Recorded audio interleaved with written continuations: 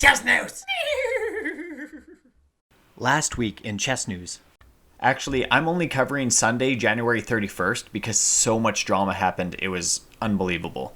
I actually have some breaking news with some new information that I received from a Tata Steel tournament spokesperson. Just a heads up, this video will be a little more serious than my other ones because I think this is important. Here are the standings going into the final round.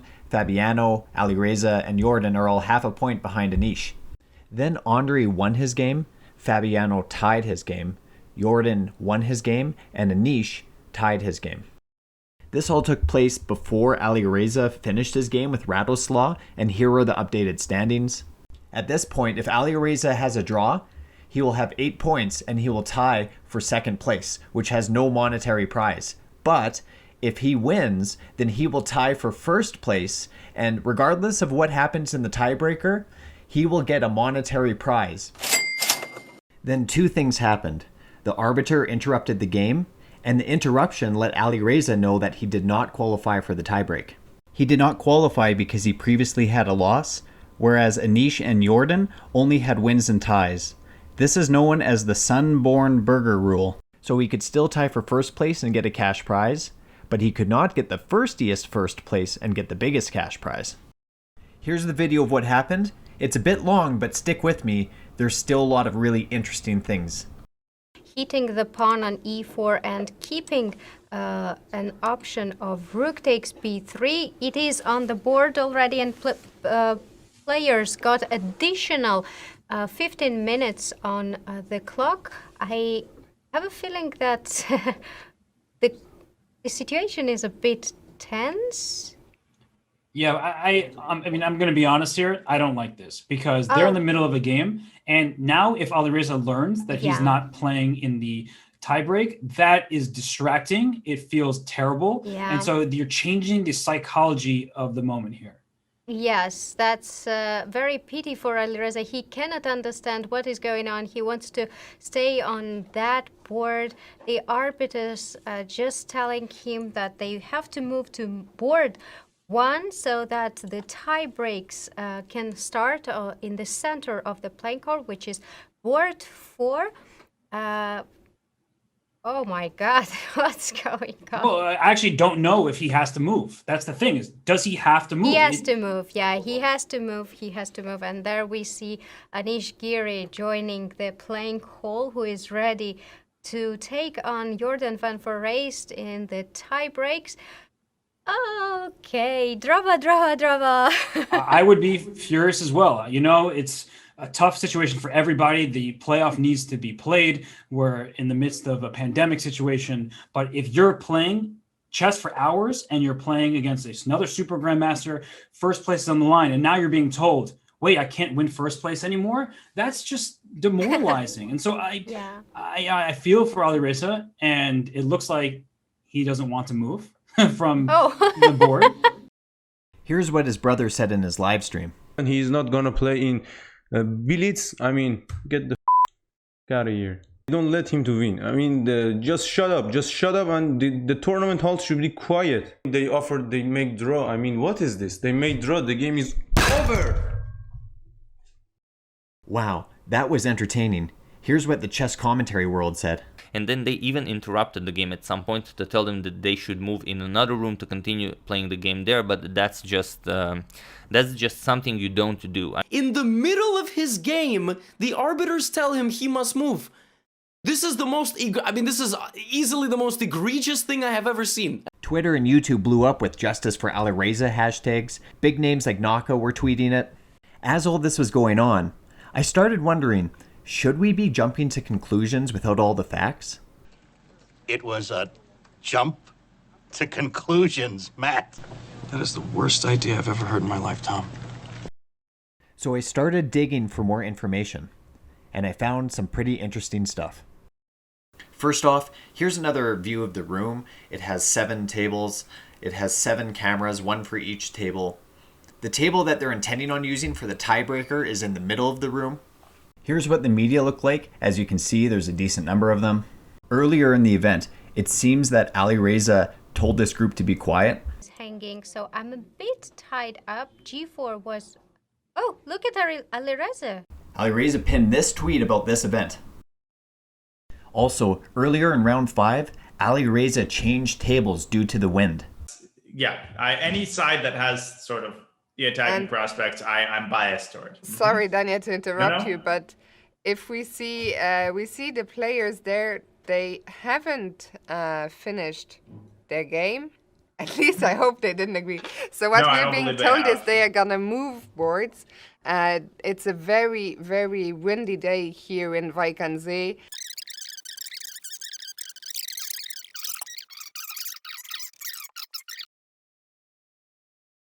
Then, maybe 5 minutes after the first interruption, Alireza was interrupted a second time by the arbiter. C4 and C3. Watching the long diagonals looks very good for white. However, he gave some chances to Radoslav Wojtaszek. And they are negotiating probably with Alireza to move, but he doesn't want to move. Based on these events, you can see why the Justice for Alireza pitchfork mob started online. People were tweeting about the laws of chess, about how the game should not be disturbed by the arbiter. I went to archive.org and I looked up the history of tatasteelchess.com, and here's what I found. On January 22nd, there was a rule that said if other games are still in progress, then they'll be moved to another section of the building. But then on January 28, a couple days before the final round with the controversy, these rules were gone. There was nothing about moving in the 2016 rules, in the 2017 rules, and in the 2018 rules, or in the 2019 rules. Then I had to wonder, did the players get the same rules that are on the website, or did they get some sort of thick booklet that no one ever reads? On February 1st, Tata Steel tweeted this message. It said that the players had been briefed about the rules. It said that they were asked, not told, if they wanted to change tables. And there was an apology because Alireza was disturbed. They also said that they would try to prevent this type of situation in the future. So now I got some questions. Why did the rules on the website change? What rules were the players actually given? Did the arbiter tell them that they had to move? What was the arbiter's motive? Why was the clock not stopped? And why was Alireza moved in round 5? Was he told he had to move because of the wind in round 5? Or was that something one of the players asked for? I tried emailing Tata Steel Chess, and I said I was a journalist with Chess News. I thought, let's see what happens.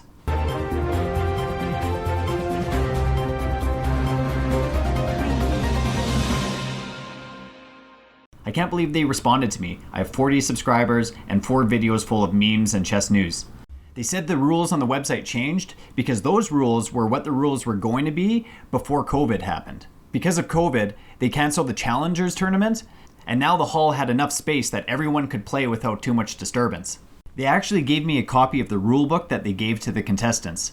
Dated January 27, a few days before the final round, they sent the tiebreaker rules to all the players. There was no mention of table moving. They said the arbiter did not tell them that they had to move. They said that he only gave them the opportunity to choose to do so if they preferred. And the only reason they were approached was because the tiebreak was 2 tables down, and they wanted to make sure that the players were as comfortable as possible. And remember how the clock did not look stopped? Well, actually, it was stopped. There was a delay compared to the real clock at the board. On this particular point, Chess.com's news coverage is just wrong. Alireza was moved in round 5 because he asked to be moved.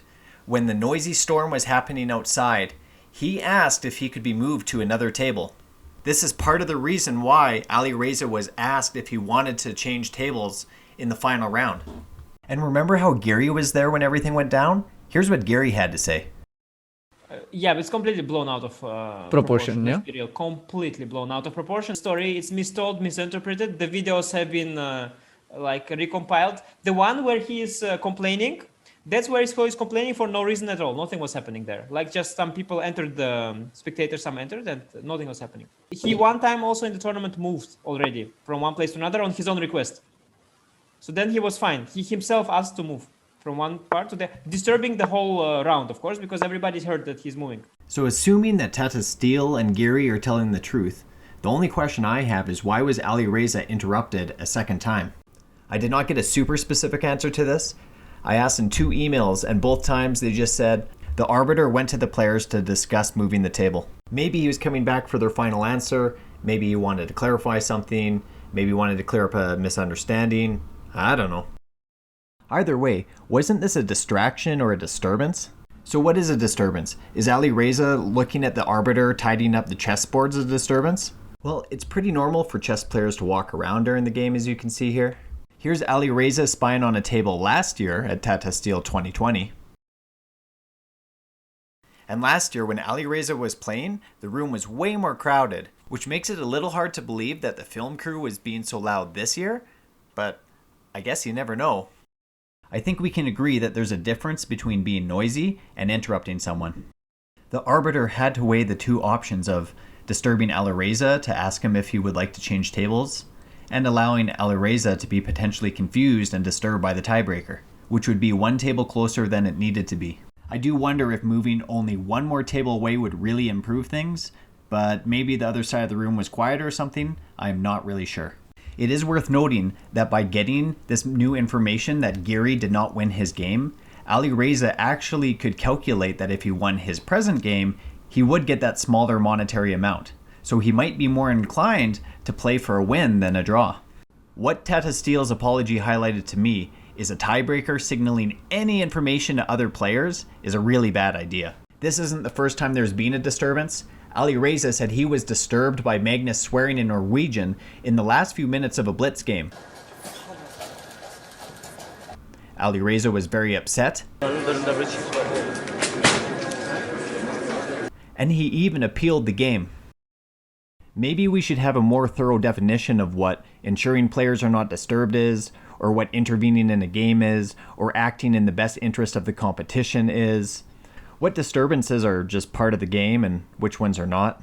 If we are going to want big corporations like Tata Steel to feel like they can sponsor tournaments without it turning into a PR nightmare, maybe we want better rules or more due diligence from commentators before jumping to conclusions. Here's what Ali Reza said after the tournament. The organizer really said that we made a big mistake and it will never happen, so I'm happy about that. Great tournament. All the chess fans be in a good mood. I was not happy to see that after this tournament the social media was not so grateful. One last idea. Maybe we should focus a little less on attacking the event sponsors after controversy and a little more on supporting the players through things like Twitch subscriptions. Just an idea. And that's all I have to say about that.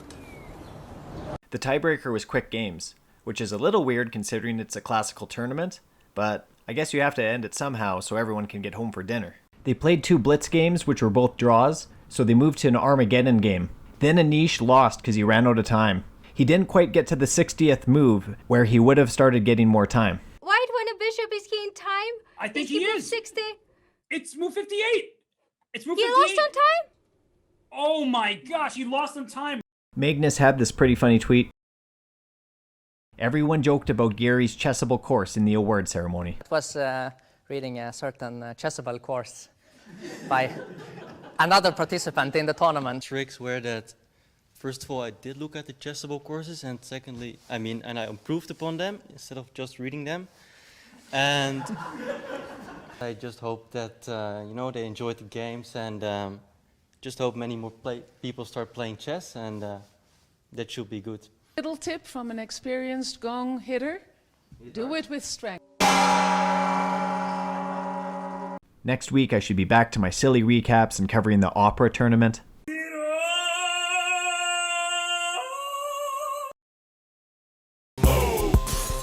out the way, get out the way, get out the way, move. Get out the way, get out the way, get out the way. Just news.